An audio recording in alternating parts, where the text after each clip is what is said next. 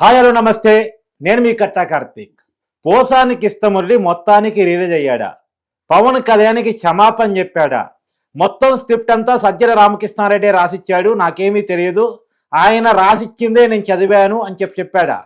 మొత్తానికి విషయాలన్నీ ఒక్కొక్కటిగా బయటకు వస్తున్నాయి అనేది మనం మాట్లాడుకునే ప్రయత్నం చేద్దాం. మనతో ఉన్నారు ప్రముఖ రాజకీయ సామాజిక విశ్లేషకుడు చంద్ర శ్రీనివాస్ గారు మనతో ఉన్నారు. సార్ నమస్కారం. నమస్కారం కార్తీక్ గారు.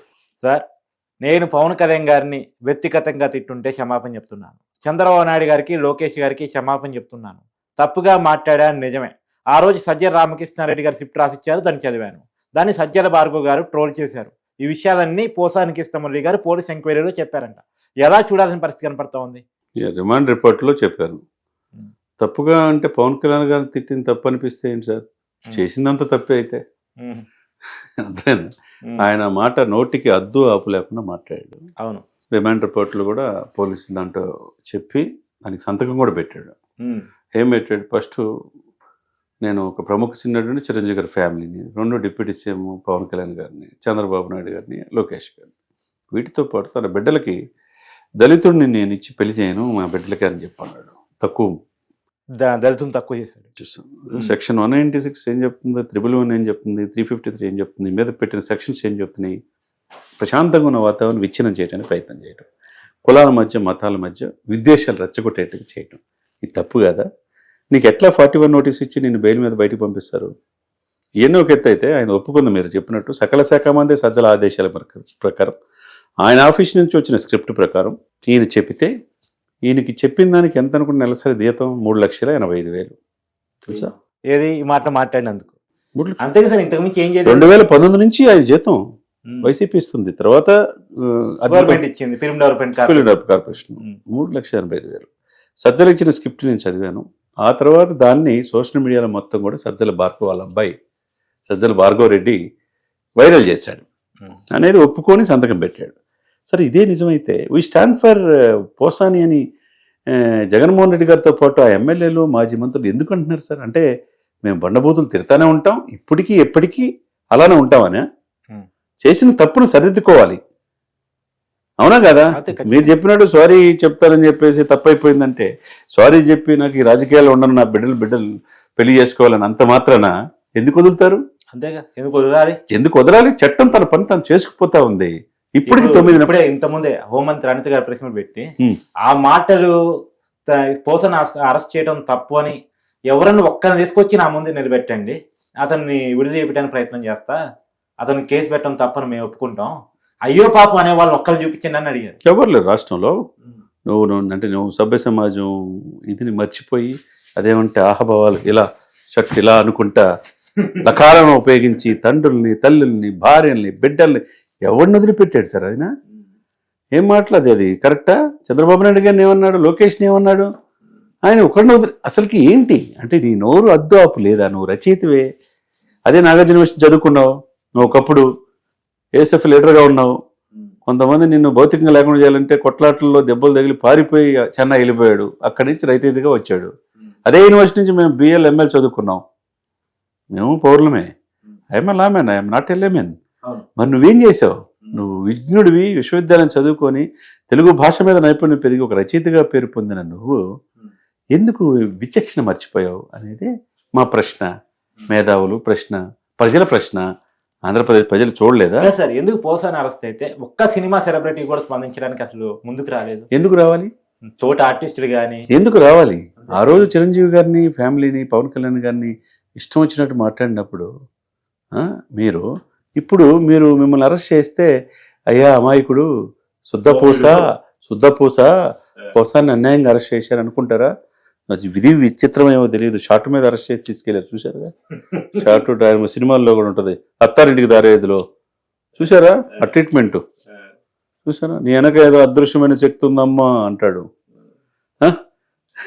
ఇవన్నీ చూస్తే చాక్లెట్ ఇచ్చి నాయక్ సినిమాలో, రామచంద్ర సినిమాలో చాక్లెట్ ఇచ్చి అన్నీ రాపించుకుంటారు, చూసారా?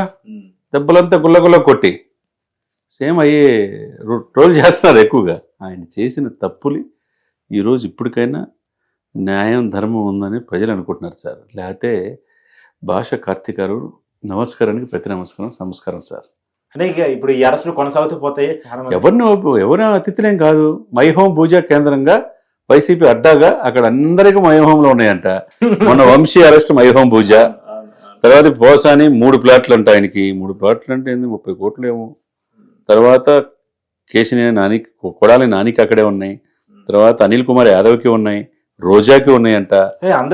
అందరూ మై హోమ్ పూజ. ఆ పూజ భవిత ఈ రోజు రేపు ఒక రోజు అటు ఉన్న వాళ్ళకి భరిత పూజ. పూజ బాగుందండి ప్రాస.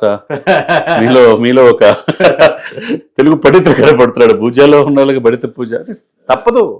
కాలానికి ఎవరు అతిథులేం కాదు. చట్టానికి ఎవరు చుట్టం ఎవరు. లేట్ అవ్వచ్చు కానీ ఏ రోజుకైనా మీరు శిక్ష అనుభవించాల్సిందే. ఇష్టం వచ్చిన వైసీపీ క్రైమ్ చేస్తుంది అంటే ఎప్పుడో మాట్లాడిన మాటకి ఇవాళ ఎందుకు కేసులు పెట్టి అరెస్ట్ చేస్తున్నారు అంటే మీరు న్యాయం చేయలా. మీ హయాంలో ఇదే జోగినేని మని చాలాసార్లు కంప్లైంట్ ఇచ్చాడు, కానీ అసలు కంప్లైంట్ తీసుకున్నాడు లేరు.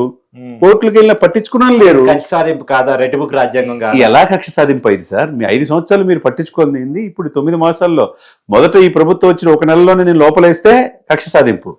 విచారించి, విశదీకరించి, విపులంగా పరిశీలించి, సాక్ష్యాలు సేకరించి, మీరు అన్నారా లేదని చెప్పి ఫోరెన్సిక్ ల్యాబ్ పంపి వీడియో క్లిప్పింగ్స్, ఆడియో క్లిప్పింగ్స్ మీడియాలో ఏమైనా పోతాయి?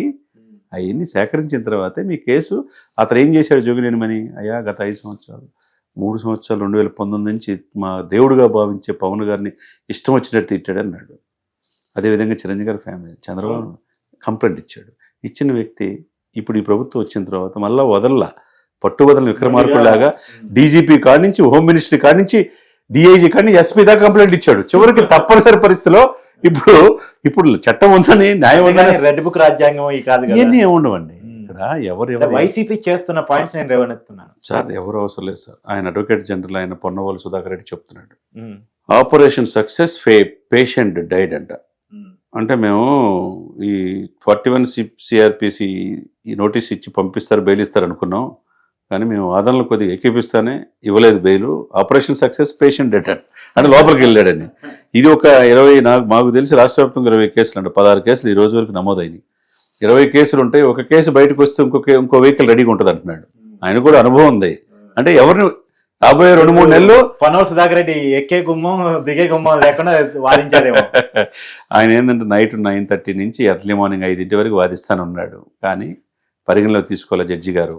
రిమాండ్ పంపించారు. జ్యుడిషియల్ సమర్థించడానికైనా కొద్దిగా ఉండాలి కదా సార్. ఇప్పుడు తప్పదు. రాబోయే 3-4 నెలలు మాత్రం ఆయన జైల్లో ఉండాల్సిందే. ఏమి ఎక్కడ సుప్రీంకోర్టు దాకా వెళ్ళినా 10 కేసులు ఉన్నాయంట. 16 కేసులు ఉన్నాయి సార్. 16 కేసులు. ఒకటికి మించి ఒక కేసు ఉన్నాయి. ఎవరు వచ్చినా బెయిల్ ఇంకోటి అంటే డెఫినెట్ గా తప్పదు కదా, లోపల తీసుకెళ్లిపోవాల్సిందే కదా. వాళ్ళకి కూడా అంతేనా? ఇప్పట్లో బయటకు వచ్చే అవకాశం లేదు. అదేవిధంగా అడ్వకేట్ జనరల్ చెప్తున్న మాటే మనం మాట కాదు. ఇది ఎప్పుడు వరకు కొనసాగితే ఎప్పుడు వరకు బయటకు తీస్తా తెలియదు. అన్ని రాష్ట్రంలో అన్ని కాన్స్టిట్యున్సీలో కంప్లైంట్లు ఇప్పించారు. ఒకటి పోతే ఒకటి బయటికి మళ్ళీ లోపల పోవాల్సి వస్తుందని ఆయనే చెప్పాడు. ఇకపోతే మా నాయకుడు 2028లో మళ్ళా ముఖ్యమంత్రిగా వస్తున్నాడు, అన్ని సెట్ చేస్తామని బెదిరిస్తున్నారు. పొన్నవాళ్ళు గారు ఏంది ఇది? ఎవ్వరూ అతిథులేం కాదు సార్. నోరుంది కదని వ్యక్తిగత దూషణలు చేసి, వ్యక్తిగత అన్నం చేసి రాజకీయాలు. నాకు ఆశ్చర్యకరం వేసింది సరే బూతులు తిట్టడానికి ఇప్పుడు మీరు కూడా తిట్టొచ్చు కావాలంటే, ఎవరికి రావు చెప్పండి. కాకపోతే ఏంటంటే ఇది మాట్లాడాలి, ఇది మాట్లాడుకోవాలి, ఇలా ఉండాలి, ఇలా ఉండకూడదు, విచక్షణ ఉంటుంది. దర్శనం ఒక లిమిట్ ఉంటుంది. భావ ప్రకటన స్వేచ్ఛ ఉంది కదని చెప్పి వ్యక్తిగతంగా కార్తీక్ని తిడితే ఏమైనా ఉపయోగం ఉందా? నాకు ఎప్పుడైనా మీరు చూసారా? గౌరవనీయులైన ముఖ్యమంత్రి, మాజీ ముఖ్యమంత్రి జగన్మోహన్ రెడ్డి గారు అంటాం. జగన్మోహన్ రెడ్డి గారికి విమర్శ చేయాలి కానీ తిట్టకూడదు కదా. అంటే ఇప్పుడు ఆ బూతుల్లో ఉండకూడదు కదా. నేను ముఖ్యమంత్రి గారు ఆ సీటుకి మనం గౌరవం ఇవ్వాలా. కార్తీక్ అయినా నేనైనా గౌరవిస్తాను. మీ విధానమైన పాలసీ మ్యాటర్స్ ని మనం విభేదిస్తున్నాం సార్. ఆయన బోసడీకర్ ఒక మాట అంటే కోపం వచ్చింది, పట్టాభిని డోర్లు బాలు కొట్టి అరెస్ట్ చేశారు. ఆ ఒక్క మాటకే కోపం వచ్చినప్పుడు కుటుంబంలో ఉన్నటువంటి ఆడవాళ్ళని తిరిగి వెళ్ళే కోపం రావడం తప్పే ఉంది. సరే షర్మిలా గారికి ఏం న్యాయం చేస్తారు చెప్పండి? చివరికి వాళ్ళ అమ్మగారు విజయమ్మ గారు అసలు సరస్వతి నాది, అసలు వాటాలు లేవు అని చెప్పారు. ఎవరికి ఇవన్నీ ఏంది? జగనన్న వదిలిన బాణమే ఆయన గుచ్చుకుంటుందంటే ఇంట్లో సిస్టర్కి న్యాయం చేయాలి, ఇంట్లో భార్యకి న్యాయం చేయలేని వాళ్ళు ఎలా సమాజానికి చెప్తారనేది జనం అనుకుంటున్న మాట, మా మాట కాదు, ప్రజల్లో ఉన్నది. కాబట్టి పరివర్తన అనేది అవసరం. విలువలు విశ్వసనీయత అని చెప్పే జగన్మోహన్ రెడ్డి గారు విలువలు విశ్వసనీయత మరిచిపోయి ఇష్టం వచ్చినట్టు పెట్టేగిపోతున్న ఉగ్రవాదుల కంటే ప్రమాదకరమైన పోసాన్ లాంటి వాళ్ళని ఇప్పుడు కూడా వెనకేసుకురావడం అనేది చాలా తప్పు. Thank you sir.